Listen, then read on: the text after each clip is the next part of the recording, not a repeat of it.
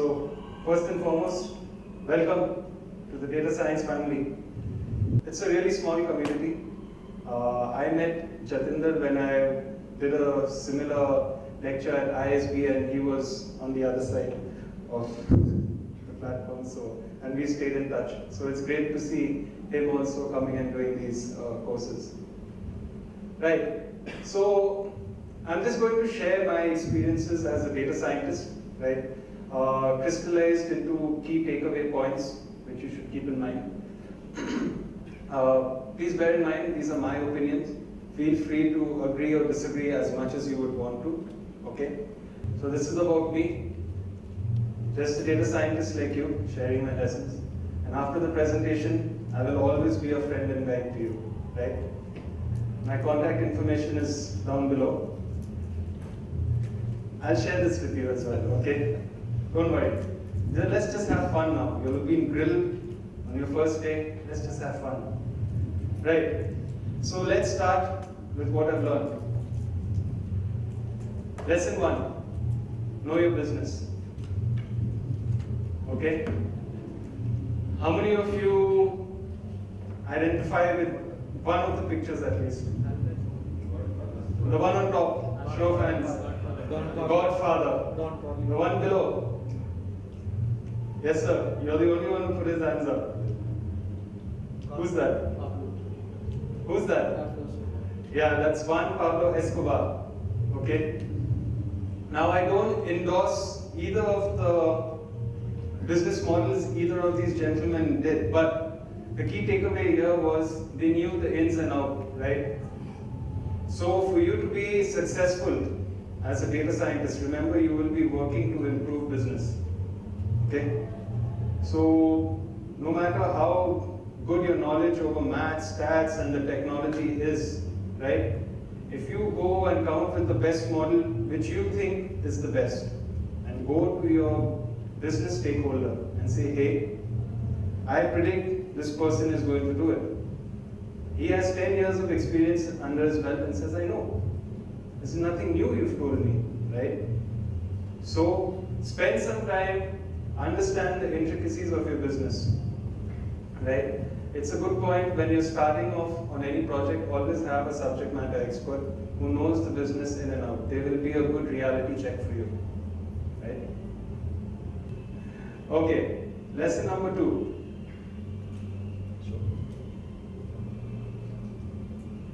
Top left. Anyone know where that's from? That's from Jerry Maguire. Okay. The one at the bottom? Wolf of Wall Street. See, everyone knows Wolf of Wall Street. Good. Right. So, whenever you want to present any results of a project, or you want to start off a project, tie everything back to the money. Right? If not money, your second stop should be customer experience. But money, money, money, money. How are you going to save money, or how are you going to bring in more money for the business? Right? Don't lead with, my model has an accuracy of 98.9%. So what? What does that translate to in terms of dollars? Simple, right? And when you're making that presentation, always start with this. Practice your elevator pitch. Very, very important. One slide which you can cover in not more than 2 minutes to get your message across, right? So you can say, by applying this model, I'm able to reduce the number of calls we received by about 5,000 on a monthly basis. Each call costs us $10. Do you want to know more? Right? Rather than starting off with, I took 3 months worth of data and I looked at customers who have been with us for at least a year, right? And then I tried these models. This is an overview of the results of these models. You're not going to get anywhere. So it's always about the money, right? Lesson 3, effective communication, right? No stammering, no stuttering. You need to be like this guy, right? people behind you should be going wild, throwing confetti, and like, you could have given them the most simplest insight, but the way you deliver it, presentation matters, right? So work on that. Practice your delivery and practice it again. Get as many people as you can to listen to you. It helps, right? Because if you get the nerves out of the way, you'll do better in that boardroom. Trust me, I've been, before Verizon, I was with ValueLabs, right? And we were service providers. So I was meeting C-level executives, and they're very impatient people, right? Some presentations, some pitches I made while walking, literally walking from their office to the boardroom, and they're going into the next meeting. That's all the time I had to impress them, right? Effective communication. Strip the fat, keep the core which is there, and if it's about the money, you will get the interest. Right, so what's my next insight? Probability. And I will also include inferential statistics, what you guys are going to cover right now. Okay? They are not as attractive as what will come further down in the course. Your predictive modeling, that's when you all will start going wild with your machine learning algorithms. NLP, see, I can see stars in everyone's eyes the moment I'm mentioning these, right? But don't forget your probabilistic distributions, right? So, can someone name me the types of probabilistic distributions? Normal, continuous, and discrete. Okay, normal. Also, okay. Binomial, very good. So, were these covered today? Very good. Professor Papa will be really happy. You're making his job a lot easier. Yeah. Do not forget these simple things, right? Because when you start working, when you start working with data, and if it's at a large scale, at times these concepts alone can help you realize the quick wins. Okay? So don't forget them. At times, all that is required for you to bring about a change is, this is the probability of this happening or not happening. And this is how confident I am, right? And you could then use you don't want to be a frequentist, you can use Bayes, right? We'll cover that as well. But that can drive change, right? It helps you. So don't forget, this is the bedrock. Lesson 5, do more with less, right? All of you guys will start dabbling with R. How many of you have programming backgrounds? Okay. Java, Python, C.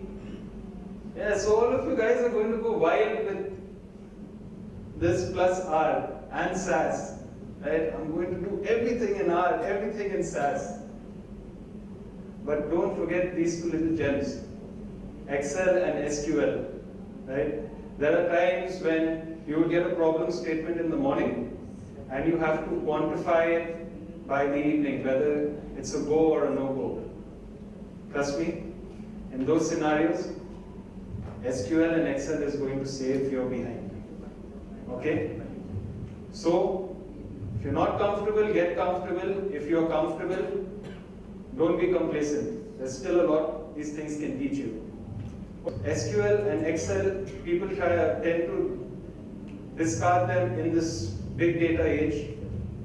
But trust me, they have their place. And more often or not, they're good to baseline, right? And there are times those of you who are more mathematically oriented can actually execute your algorithms in the database itself, right? So that's lesson number 5.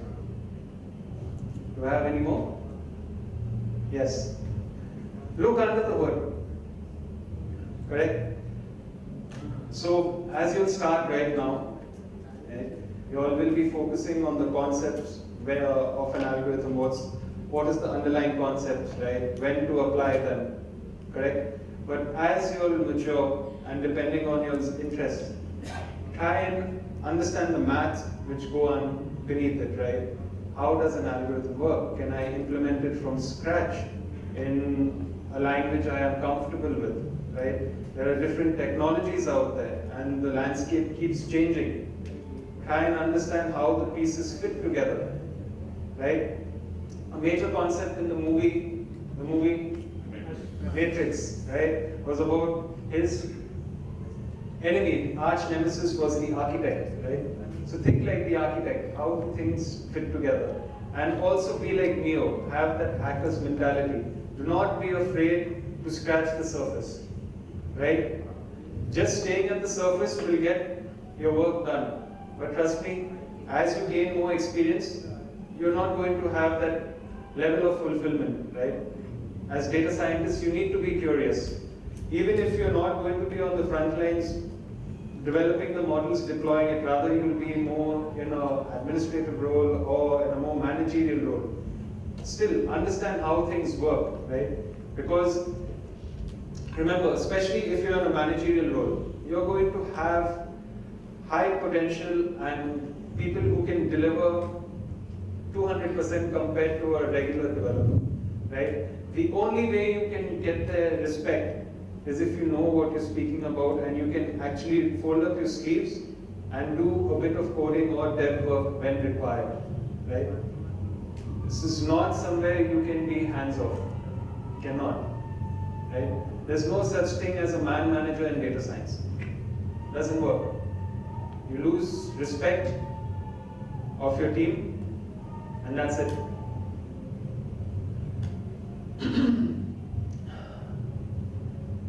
Right, so in summary, whatever I've spoken about, I've categorized them as business, communication, maths and stats, technology.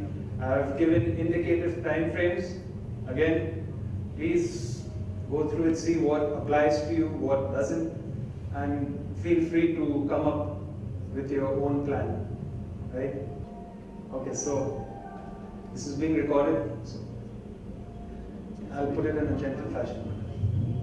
When your reputation is on the line, now you can replace reputation with whatever you want. When it's on the line, right, human tendency is to try and save yourself, right? Be ethical, right? You're working with data, you have a hypothesis, you come up with a framework to try and substantiate it, validate it. If it doesn't work, your best recourse is to be honest about it. Don't manipulate data. Don't take shortcuts, right? Because like in all other spheres of life, once your credibility is destroyed, you never get it. This is a small circle, right? If your credibility is destroyed, everyone comes to know about it, right? So that's on the ethics part. The other thing is the impact your work can have, right?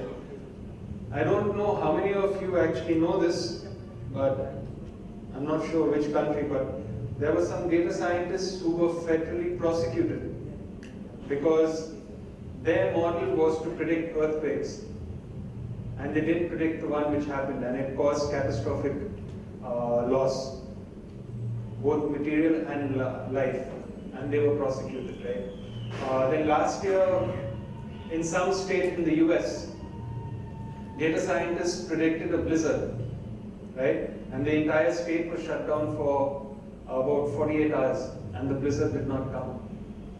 Think of the economic loss, right? So, what you see on paper, be realistic and be ethical, right? So that's what I want to stress here. Finally,